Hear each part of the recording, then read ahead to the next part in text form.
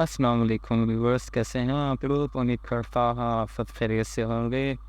Photoshop की classes हमारी चल रही थी। लास्ट 2 क्लासेस हमारी सिलेक्शन के हवाले से थी, क्लास 1 और क्लास 2। आज क्लास 3 है और लास्ट जो 2 क्लासेस थी वो मैं आप लोगों को बता दूँ कि अगर किसी ने मिस कर दी हैं तो वो ज़रूर देख लीजिएगा, क्योंकि वो बहुत ज़्यादा इम्पोर्टेंट क्लासेस थी। और जैसा मैंने आप लोगों को उस क्लास में भी बताया था कि किसी भी पिक्चर को जब हम एडिट करने लगते हैं तो उसमें सिलेक्शन का बड़ा रोल होता है। तो उस उन दोनों मैंने क्लासेस में सिलेक्शन के बारे में बताया था और बहुत डिटेल बताया था। अगर किसी ने मिस कर दिया तो वो लाज़मी देख लीजिएगा। और आज हम थर्ड क्लास में लेयर्स के बारे में पढ़ेंगे, लेयर्स के पैनल को देखेंगे, क्योंकि बहुत से स्टूडेंट्स को लेयर्स के हवाले से भी बहुत ज़्यादा प्रॉब्लम होती हैं। तो आज इसलिए मैं लेयर्स पे काम करूँगा और आप लोगों को बताऊँगा कि लेयर्स भी बहुत ज़्यादा ईज़ी होती हैं और आप लोगों की कोशिश करूँगा कि लेयर्स के साथ फ्रेंडशिप हो रहा है। तो लेट्स स्टार्ट।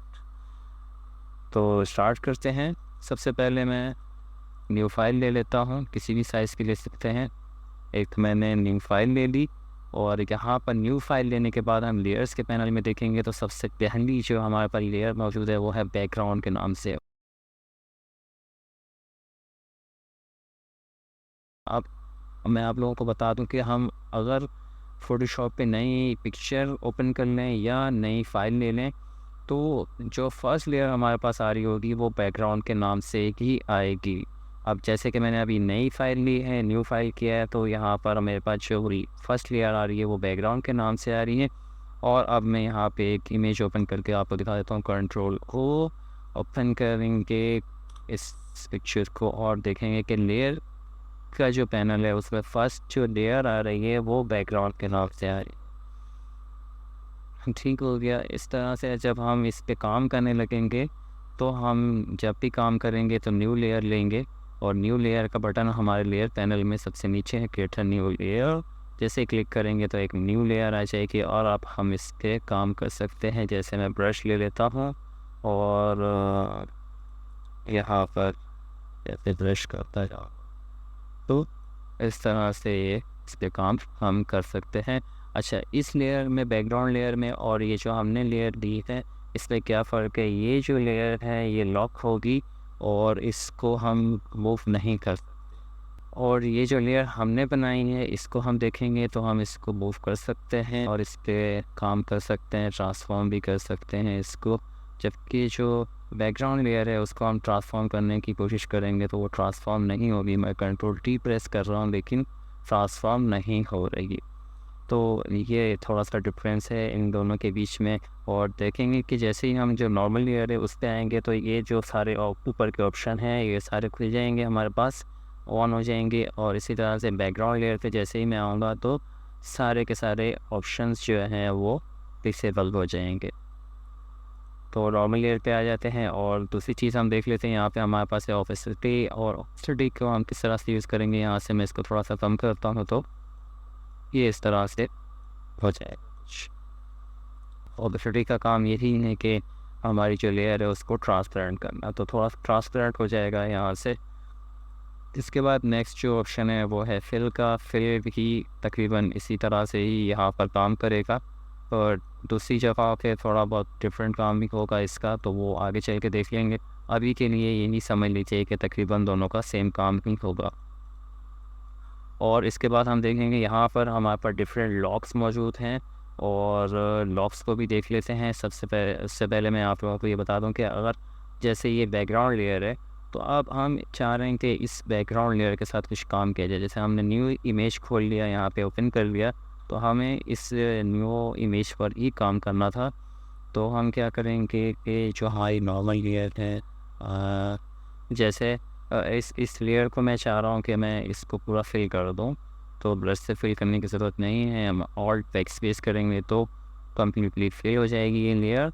और अब मैं चाह रहा हूँ कि इस लेयर को मैं नीचे ले आऊँ और बैकग्राउंड वाले को ऊपर ले आऊँ, तो इस तरह से ये नहीं होगी मूव। तो इसको मूव करने का तरीका ये है कि जो बैकग्राउंड लेयर है उस पर हम कर लेंगे डबल क्लिक।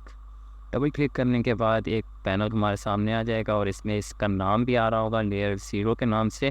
इसको हम डिफरेंट नाम भी दे सकते हैं, जैसे कि हम कोई भी नाम देते हैं, लेयर 1 कर दें या लेयर 1 हमारे पास ऑलरेडी मौजूद है तो इसका लेयर 2 करके ओके कर देते हैं और इस लेयर को हम ऊपर कर सकते हैं और जो ऊपर वाली लेयर थी उसको हम नीचे भी इस पर ला सकते हैं। अच्छा, ऐसी ज़रूरत क्यों पेश आई ऊपर नीचे करने की? हो सकता है जो ये हमारा जो बैकग्राउंड था इस लेयर को मैं हाफ कट करना चाह रहा हूँ, तो इसको मैं इस तरह से सेलेक्ट करने के बाद इसको डिलीट कर दो तो ये इस तरह से हो जाएगा। और मैं इसको हाफ कट नहीं करना चाह रहा हूँ, मैं इस पिक्चर को भी ट्रांसपेरेंट करना चाह रहा हूँ, तो वो यहाँ से लेयर जब ऊपर हम ले आएंगे तो इसको ट्रांसपेरेंट करके बैकग्राउंड के साथ, ब्लू बैकग्राउंड के साथ इस तरह से कुछ मर्ज कर सकते हैं।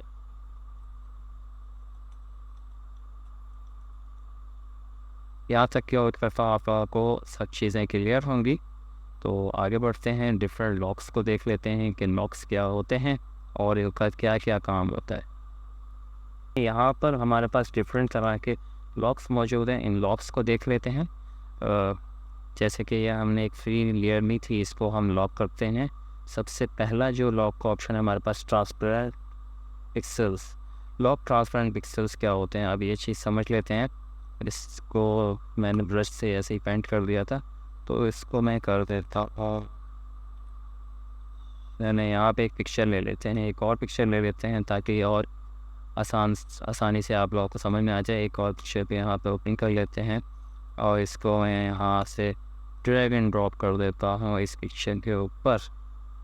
ड्रैग एंड ड्रॉप क्या होता है, ये होता है कि जैसे ये पिक्चर है अब यहाँ पे ये लॉक हुई तो इसको अनलॉक करने की ज़रूरत नहीं है।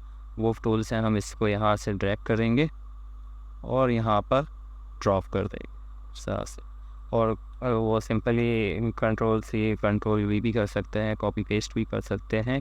अच्छा जी, यहाँ पर हमारे पास एक पिक्चर आ जाएगी, हम इसको कर लेंगे थोड़ा सा ट्रांसफॉर्म करने के बाद हम इसको कर देते हैं। अच्छा, अब हम देखने वाले थे लॉक्स को। लॉक सबसे पहले है lock transparent pixels. Lock transparent pixels क्या होता है, इसको हम लॉक करते हैं और अब हम इस पे काम करके चेक करेंगे। जैसे कि हमारी ये वाली लेयर भी लॉक है, जो बैकग्राउंड की लेयर थी वो लॉक थी और उसको हम मूव नहीं कर पा रहे थे, तो इसी तरह से हम ये वाली लेयर को, क्योंकि हमने ट्रांसपेरेंट पिक्सल्स कर दिया है इसके लॉक, तो अब हम इसको मूव करके चेक कर लेते हैं। जैसे ही हम इसको मूव करने लगेंगे तो ये मूव हो रही है, इस मीन के इसमें कोई और चीज़ लॉक हुई है। क्या चीज़ मूव हुई है, हम यहाँ पर जैसे ही आते हैं तो हमें पता चल जाता है कि लॉक ट्रांसपेरेंट पिक्सल्स, इसके पिक्सल्स जो हैं वो लॉक हो चुके हैं। अच्छा, कौन से पिक्सल्स हो गए हैं वो अभी देख लेते हैं। ये जो पिक्चर है मूव तो हो रही है, इसको ट्रांसफॉर्म करके देख लेते हैं। कंट्रोल T करता हूँ मैं ट्रांसफॉर्म, और ये उसका साइज़ भी ट्रांसफॉर्म हो रहा है, इसको रोटेट भी हम कर सकते हैं। ठीक हो गया, तो इसको क्या चीज़ लॉक हो गई, लॉक ही हो गया कि इसके पिक्सल्स हो गए। अब हम यहाँ पे ले लेते हैं ब्रश, P प्रेस किया मैंने, ब्रश कर दिया। अब मैं चाह रहा हूँ कि मैं इस एरिए पे पेंट कर लूँ, तो जब मैंने यहाँ पे लॉक किया हुआ है तो ये एरिया पेंट नहीं होगा। इस तरह से कौन सा एरिया पेंट होगा, जो हमारी पिक्चर का एरिया है। इस तरह से जो हमारी पिक्चर का एरिया है वो सारा आप यूँ समझ लें कि वो सिलेक्ट हो चुका है। जो भी हम वर्किंग करेंगे वो इसी सिलेक्टेड एरिया के अंदर ही होगी। ये होता है लॉक ट्रांसपेरेंट पिक्सल्स। और इसके बाद नेक्स्ट जो हमारे पास है lock image pixels. Lock image pixels क्या होता है, अब इसको देख लेते हैं। ये वाला लॉक मैंने ऑन कर लिया है और ये वाला ऑफ़ कर दिया है। तो इसके बाद हम सबसे पहले इसको चेक कर लेंगे मूव करके हम देखते हैं तो ये मूव हो रही है। और इसी के बाद हम इसको ट्रांसफॉर्म करके देख लेंगे तो ट्रांसफॉर्मिंग हो रही है ये। और इसके बाद जैसे हमने पिछले लॉक को चेक किया था उसी तरह से यहाँ पर भी हम ब्रश ले लेंगे, और ब्रश लेने के बाद जैसे ही हम यहाँ पे पेंट करने लगेंगे तो ये एरर दे देगा हमें, could not use the brush tool because the layer is lock. क्योंकि हमारी ये पिक्चर जो है लॉक इमेज पिक्सल्स हमने किए हुए हैं, तो इस पिक्चर में टोटली जो है वो पिक्चर लॉक हुई हुई है। सिर्फ हम इसको रिसाइज कर सकते हैं, मूव कर सकते हैं। और इसके बाद नेक्स्ट जो ऑप्शन है हमारे पास वो है लॉक पोजीशन। लॉक पोजीशन जैसे कि उसके नाम से ही पता चल रहा है कि उसकी पोजीशन को हमने लॉक कर दिया है। तो अब हम इसको मूव करना चाहेंगे तो हम इसको मूव नहीं कर सकेंगे। और इसके अलावा हम इस पे पेंट कर सकते हैं, किसी भी एरिया में कर सकते हैं। ऐसा नहीं कि हम इसी पिक्चर के एरिया में कर सकते हैं और बाहर के एरिया में नहीं कर सकते। तो वो सारा का सारा हम कर सकते हैं। बस ये है इस लॉक में कि इसकी पोजीशन लॉक हो जाएगी। और पोजीशन के बाद एक और लॉक हमारे पास मौजूद है, लॉक ऑल। लॉक ऑल करेंगे तो डेफिनेटली जो इसका नाम है कि सब चीज़ें इसकी लॉक हो जाएंगी। अब हम इसको ऑफ करना चाहेंगे तो लॉक नहीं होगा, और इसको ट्रांसपेरेंट करना चाहेंगे इसको हम ट्रांसफॉर्म करना चाहेंगे, कंट्रोल टी करता हूँ तो मैं वो भी नहीं होगा। और इसके बाद हम ब्रश ले लेते हैं तो ब्रश से भी कोई काम नहीं हो पाएगा क्योंकि सब चीज़ें इसमें लॉक हो चुकी। तो यहाँ तक के उम्मीद करता हूँ आप लोगों को समझ में आ गई होगी। तो आगे बढ़ते हैं, इसमें मज़ीद ऑप्शन देख लेते हैं। लेयर्स के अंदर मज़ीद ऑप्शन देख लेते हैं। यहाँ पर हमारे पास एक ऑप्शन आ रहा है जो नॉर्मल हुआ है, और ये है ब्लेंडिंग ऑप्शन। तो यहाँ पे जैसे मैं अपना माउस लेकर आता हूँ तो आप देखेंगे कि ऑप्शन आ रहा है set the blending mode for the layer. इस लेयर का ब्लेंडिंग मोड क्या है वो हमें यहाँ से मालूम हो जाएगा। यहाँ पे हम देखेंगे तो नॉर्मल है, इसको हम जैसे ही खोलेंगे तो बहुत सारे ऑप्शन हमारे पास आ रहे हैं ब्लेंडिंग के। तो ब्लेंडिंग के बहुत सारे ऑप्शन हैं, आप उसको चेक कर लेंगे। सबसे पहले जो ऑप्शन है उसको हम देखेंगे, नॉर्मल के बाद है डिसॉल्व करने के बाद हम देखेंगे इस पिक्चर पे क्या चेंजिंग आई है। तो अभी हमारे सामने कोई इतनी ख़ास चेंजिंग नहीं आई, लेकिन इसको हम कैसे चेक करें तो हम थोड़ा सा और जूम कर लेते हैं। हम देखेंगे कि इसके जो एजेस हैं, जो कॉर्नर्स हैं, वो थोड़े से इस तरह से हो गए, टूट गए थोड़े से, लेकिन ये भी चेंजिंग को ख़ास नहीं है। तो असल जो चेंजिंग है वो ये है कि जैसे हम यहाँ से पिक्चर को ट्रांसफॉर्म कर रहे थे तो इसको हम ट्रांसफॉर्म करेंगे तो ये कुछ उस तरह से हो, टेक्सचर टाइप बन जाए। जबकि हम इसको नॉर्मल करते हैं तो पूरी की पूरी पिक्चर जो है वो ट्रांसपेरेंट हो जाएगी। जबकि हम इसको डिज़ोल्व करते हैं तो वो एक टेक्सचर की सूरत में हो रही होगी, कुछ इस तरह से।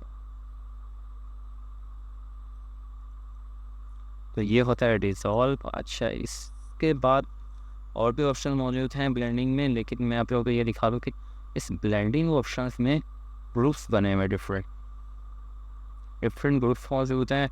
जैसे कि पहला ये ग्रुप था, इसमें नॉर्मल था और डिसॉल्व का था।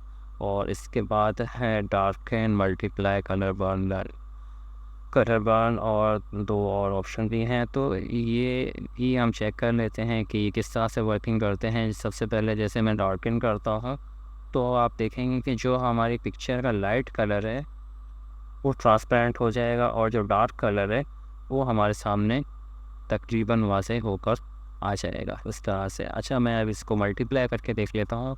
मल्टीप्लाई के बारे में आपको बता दूँ कि बहुत ज़्यादा ये यूज़ होता है, बहुत ज़्यादा इससे हम मदद लेते हैं अपने काम में।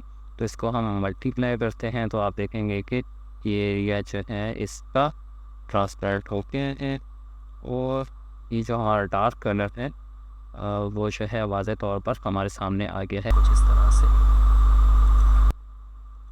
तो हमने ये समझ लिया कि ये जो हमारा ग्रुप है इसमें हमारी पिक्चर का जो लाइट कलर होगा वो ट्रांसपेरेंट हो जाएगा, और जो डार्क कलर होगा वो वाज़ेह तौर पर हमारे सामने आ जाएगा। इसके बाद जो नेक्स्ट ग्रुप बना हुआ है उसमें इसके उलट होगा, इन्वर्स होगा। अच्छा, सबसे पहले मैं कर देता हूँ लाइटन में आप देखेंगे कि जो हमारा लाइट कलर है, पिक्चर का जो लाइट कलर है वो जो है वाज़ेह हो गया है, और जो हमारा जो डार्क कलर था वो जो है ट्रांसपेरेंट हो गया है, इस तरह से हो गया। तो इस ग्रुप में जितने भी ऑप्शंस होंगे वो इन्वर्स काम करेंगे इस ग्रुप के। वैसे मैं आप लोगों को ये बता दूं कि इसकी कोई ख़ास कोई डेफिनेशन नहीं है कि मैं आप लोगों को बता दूं कि कोई भी ब्लेंडिंग मोड जो है वो यही काम करेगा, क्योंकि ये हर पिक्चर पे ये डिफरेंट रिएक्ट करते हैं ब्लेंडिंग मोड्स। तो इस तरह से और भी नीचे और ग्रुप्स हैं। अच्छा, ये इन दोनों ग्रुप्स के बाद तीसरा जो ये जो ग्रुप बना हुआ है इसके बारे में आपको बता दूं कि ये दोनों काम करेगा। इस तरह से हमने ये पहला वाला ग्रुप देखा, इसमें लाइट कलर जो है वो ट्रांसपेरेंट हो रहा था, और इसके बाद जो सेकंड जो ग्रुप था उसमें डार्क कलर ट्रांसपेरेंट हो रहा था। इस तरह से ये जो थर्ड जो ग्रुप बना हुआ है इसमें हम अगर अप्लाई करते हैं तो आप देखेंगे कि दोनों कलर ही ट्रांसपेरेंट हो जाएंगे और कुछ इस तरह से हो जाएगा। तो यही होता है कि पिक्चर्स पे डिफरेंट रिएक्ट करते हैं ब्लेंडिंग मोड्स, और इसके बाद एक नीचे हमारे पास एक ऑप्शन है लास्ट में, सेकंड लास्ट, कलर का। तो अब कलर का जो है वो किस तरह से यूज़ करते हैं और कहाँ करते हैं, ये भी एक अच्छा ऑप्शन है जो कि थोड़ा ज़्यादा इस्तेमाल होता है, तो इसलिए मैं इस पे आ गया हूँ। बाकी के ऑप्शन भी होते हैं इस्तेमाल, लेकिन इतने ज़्यादा नहीं होते हैं, तो इसलिए इनके बारे में, इनकी डिटेल में मैं नहीं चाह रहा हूँ, वो आप लोग देख लीजिए। तो कलर्स को देख लेते हैं कि कलर्स किस तरह से काम करता है। जैसे कि हमारे पास एक पिक्चर मौजूद है, तो अब यहाँ पर मैं चाह रहा हूँ कि ये जो हमारे फ्रूट का कलर है रेड कलर, इसको हम कर लें कुछ डिफरेंट। जैसे मैंने ब्लू कलर सिलेक्ट किया हुआ है, तो मैं चाह रहा हूँ कि इसका कलर मैं ब्लू कर दूँ। तो ब्लू करने के लिए ऐसा नहीं कि मैं ब्रश ले लूँ और ब्लू लेयर लेने के बाद यहाँ पर मैं इसके ऊपर पेंट कर दूँ, तो ये बहुत ज़्यादा कुछ अजीब सा ही हो जाएगा। तो ऐसा नहीं करना है। इसको किस तरह से करना है, हमने सबसे पहले जैसे कि मैंने लास्ट क्लास में आप लोगों को सिलेक्शन लेने का तरीका बताया था, तो यहाँ पे हम सिलेक्शन ले लेते हैं, क्विक सिलेक्शन।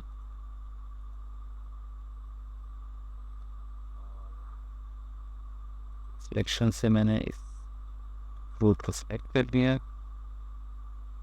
थोड़ा सा गलत एरिया सिलेक्ट होते हैं तो इसको डिसलेक्ट कर लेते हैं, और इसके सिलेक्टेड एरिया को हम न्यू लेयर पर फिल कर देंगे इस तरह से। और इसके साथ अब ये करना है कि इसका ब्लेंडिंग मोड यहाँ से हमने कलर कर देना है। तो अब आप देखेंगे कि ये जो ब्लेंडिंग मोड हमने किया है वो काफ़ी बेहतर हो गया है।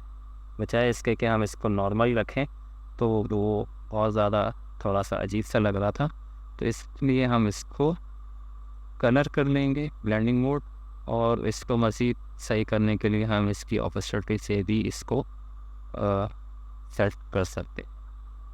तो ये होते हैं लेयर्स के पैनल में ब्लेंडिंग मोड्स। उम्मीद करता हूँ आप लोगों को ये ऑप्शंस अच्छे भी लगे होंगे और अच्छे से समझ में भी आ गए होंगे।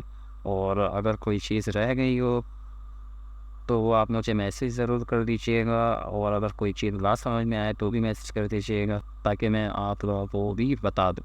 इसके बाद एक और ऑप्शन होता है कि हमारे पास जैसे कि बहुत ज़्यादा लेयर्स मौजूद हो, जैसे कि अब ये एक पिक्चर की एक लेयर है, और इसी तरह से और भी हमारे पास यहाँ से न्यू लेयर्स में बहुत सारी हैं। तो अब बहुत सारी लेयर्स का एक ग्रुप भी बना सकते हैं कंट्रोल जी करके। अब ग्रुप क्यों बनाएंगे वो हम देख लेते हैं।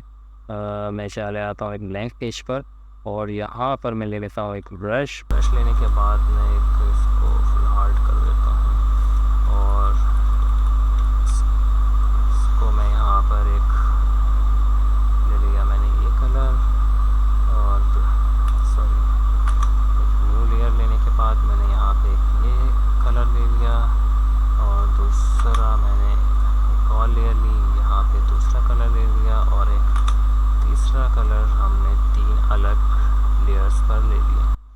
तो अब आप देखेंगे कि ये अलग अलग लेयर्स हैं। अब हमने क्या करना है, इन तीनों लेयर्स को मर्ज नहीं करना, हमने क्या करना है, इनको ग्रुप बना लेना। ग्रुप बनाने के लिए ये करेंगे कि तीनों लेयर्स को हम सिलेक्ट करेंगे और कंट्रोल जी कर देंगे। कंट्रोल जी जैसे ही प्रेस करेंगे तो ये एक ग्रुप बन जाएगा। अच्छा, इस कंट्रोल जी करके भी हम ग्रुप कर सकते हैं, और नीचे यहाँ पे हमारे पास एक ऑप्शन मौजूद है, फोल्डर बना हुआ है, और यहाँ पे है क्रिएट एंड ग्रुप।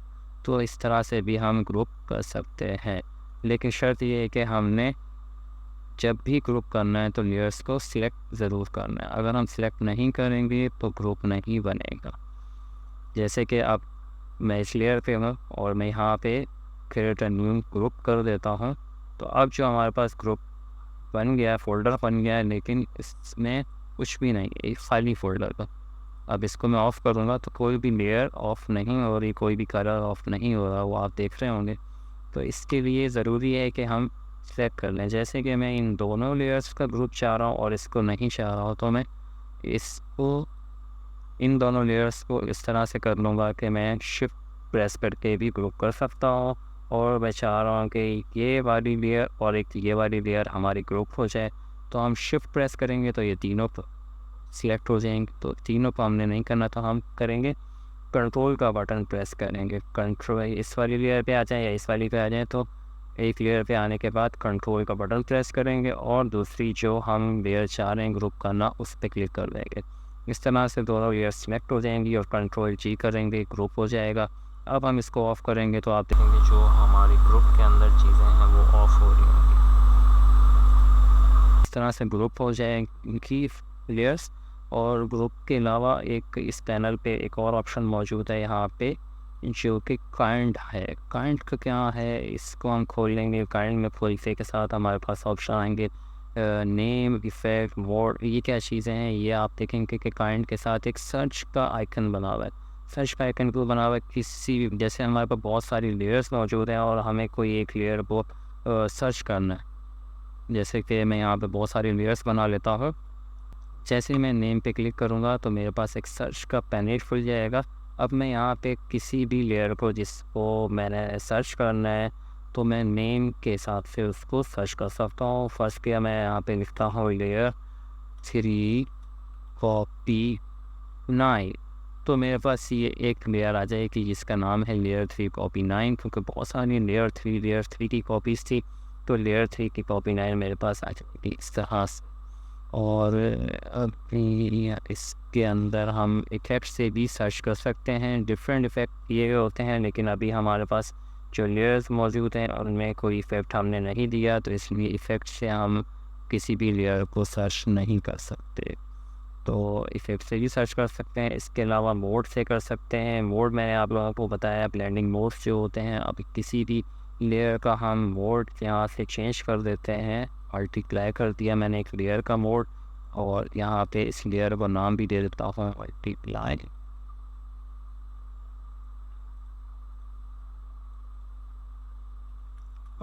इस लेयर को मैंने नाम दे दिया है।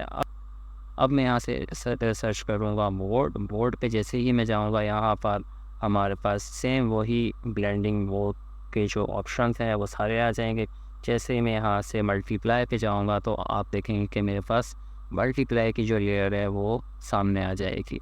क्योंकि मेरे पास बहुत सारी लेयर्स थी और मुझे मल्टीप्लाई वाली लेयर को ढूंढना मुश्किल हो रहा था, तो मैं मोड से भी सर्च कर सकता हूँ। ठीक है। और इसके बाद और भी ऑप्शन मौजूद हैं, वो आप देख लीजिएगा। और अगर कोई ऑप्शन ना समझ में आ रहा हो तो भी पूछ लीजिएगा। बेसिकली इस ऑप्शन का मकसद ये है कि हमने लेयर को सर्च करना है।